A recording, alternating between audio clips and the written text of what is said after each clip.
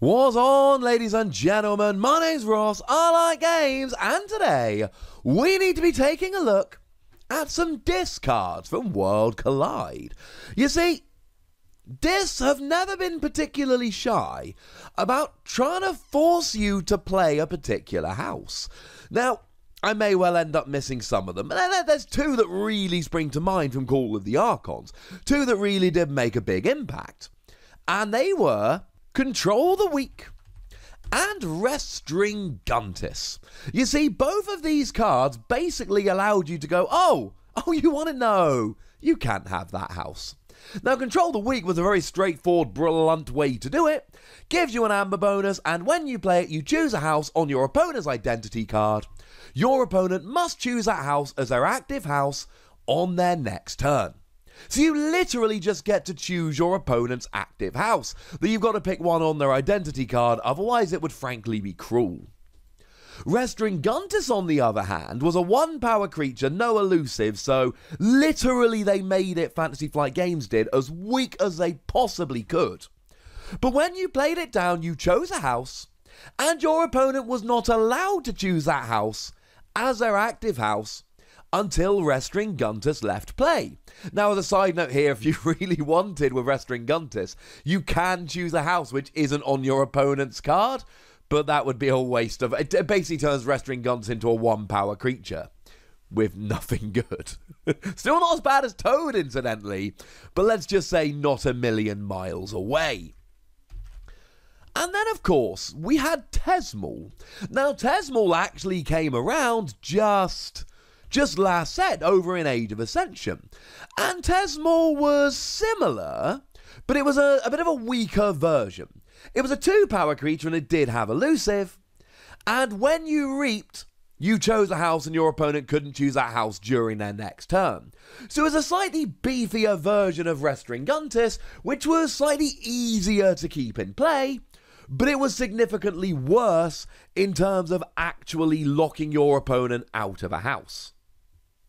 As a side note, Tesmal was limited to 2 copies in your deck, because if it wasn't limited to 2 copies in your deck, well, that would be a little bit of a pain now, wouldn't it? Because you'd get free Tesmal out, and then every turn you could go reap with all of them, lock your opponent out of all their houses. That's not fun.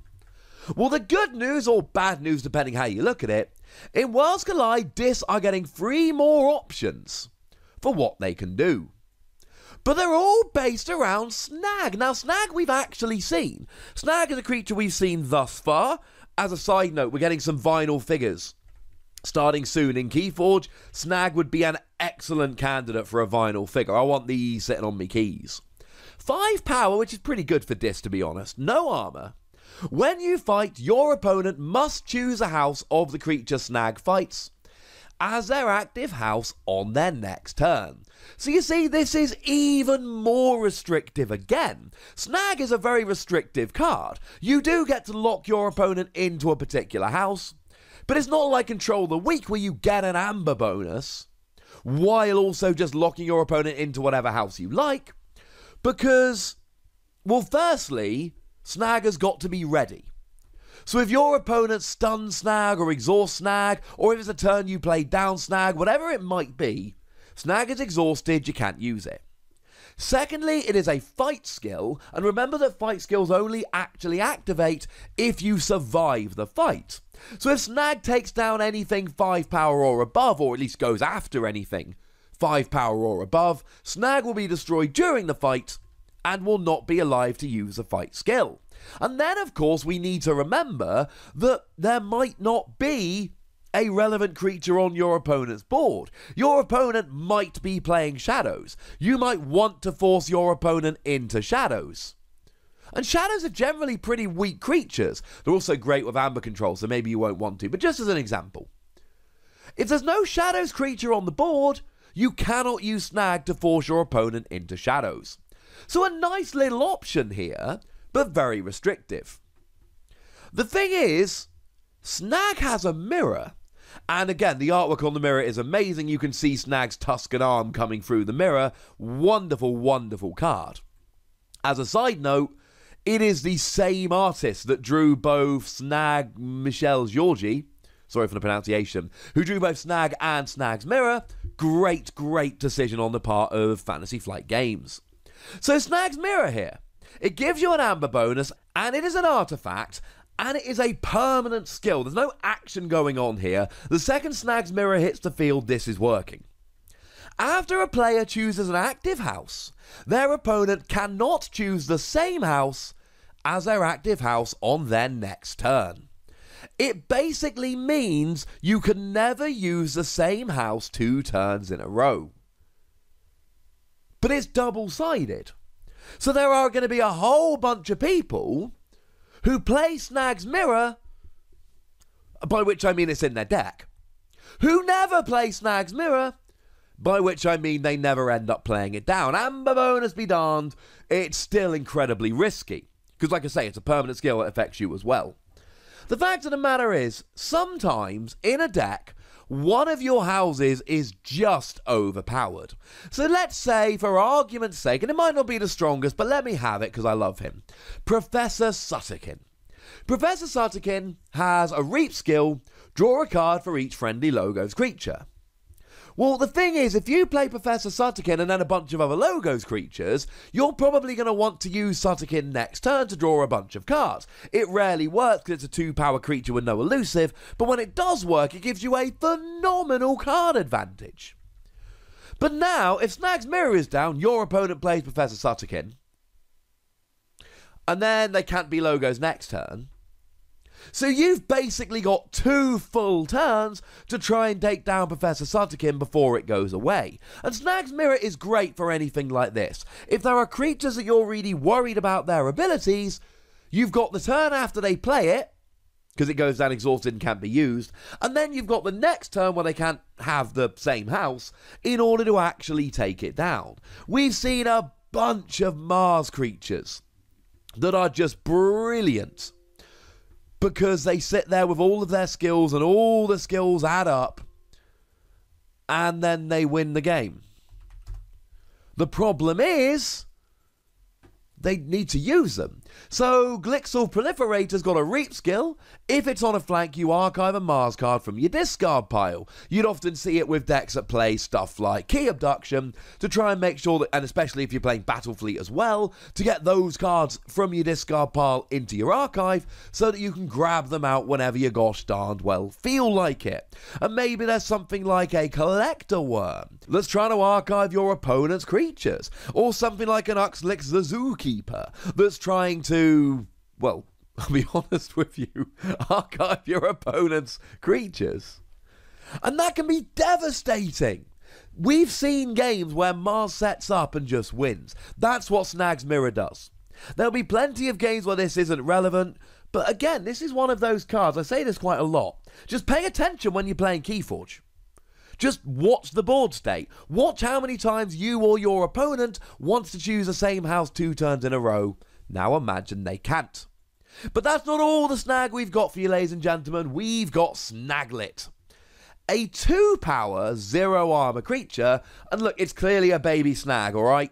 It's got tusks, but they're a little bit smaller. It's got arms, but they're a little bit smaller.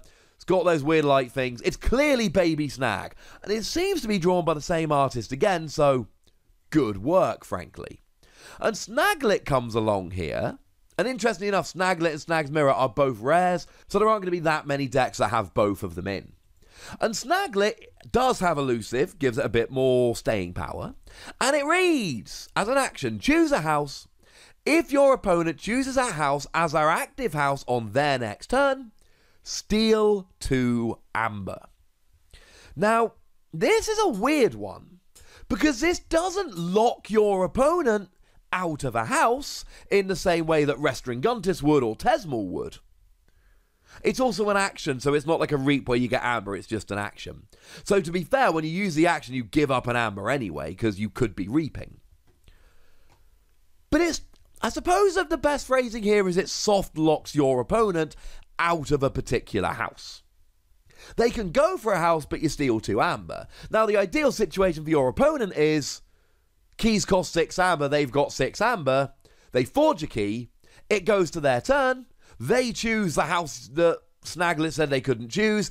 I can't give you 2 amber. I don't have 2 amber. Gosh darn it. I say give. It's stealing. It's meaner than that. But the point is, it can't be stolen because the amber isn't there. And if the amber isn't there, it can't be stolen, and that's the end of it. So this is a weird one. There are going to be times where you're like, right, shadows, and your opponent is going to go, yeah, you know what? I have my 2 amber.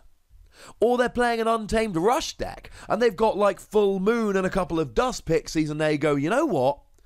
I am willing to give you my 2 amber. I'm willing to let you steal 2 amber, because when I play Full Moon and double Dust Pixie, I'm going to get 6 amber. So I lose 2, but I gain 6. Now remember, with stealing, you're also giving your opponent 2. There's going to be another situation here where your opponent has 4 amber, and you have no amber control, or an equivalent situation, whereby if you choose the wrong house, you give your opponent enough amber to forge a key on their next turn.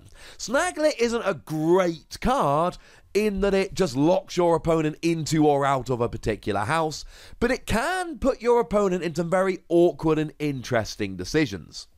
Generally speaking, I'd rather have Tesmal, because at least then I know what I'm getting. There's going to be far, far too many turns where you play Snaglet, you use the action, and then nothing happens. Your opponent chooses a different house. And what you've essentially done is you've gone, well, I've got a creature here that I could use to fight, but I'm not going to. And I could use it to reap, but I'm not going to. What I am going to do is potentially steal. No, okay, fine. And it's just there doing nothing. And it's a waste of a creature. But fun decision making is what Keyforge is all about, ladies and gentlemen. So that's a whole lot of Snag, and I'd like to know what you think about it. So let me know in the comment section. Go nuts! Be nice. And then make sure you like this video, subscribe to this channel, and follow me on Twitter at the Wossy, where we talk about a whole bunch of stuff. There's some Keyforge, but there's plenty of other stuff on there as well. And do please consider checking out patreon.com/PTCGradio, where you can support the channel, get some bonus podcasts, etc. But by far the most important thing, as always, look after yourselves till next time, won't you? Thank you very much for watching. My name's Ross, and you've been watching Wossy Plays.